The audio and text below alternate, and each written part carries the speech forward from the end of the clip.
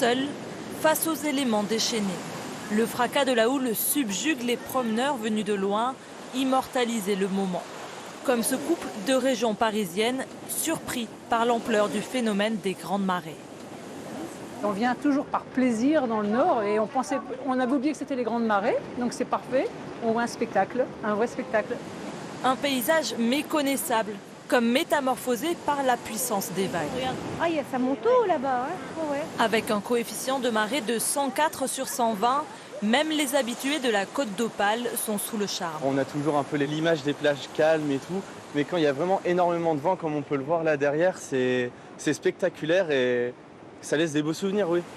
Un événement météorologique de plus en plus fréquent sur ce littoral et qui est amené à s'intensifier avec la montée des eaux.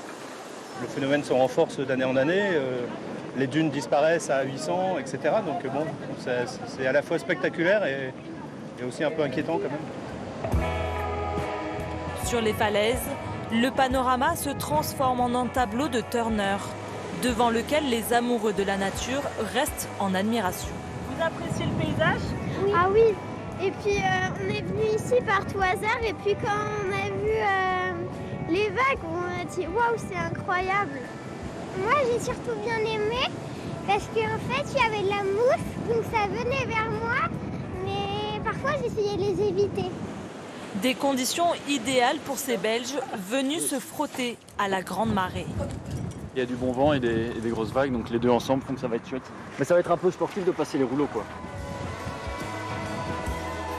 Ce dimanche sur la côte, au bord de l'eau ou sur les flots, ils étaient nombreux à vouloir défier les éléments.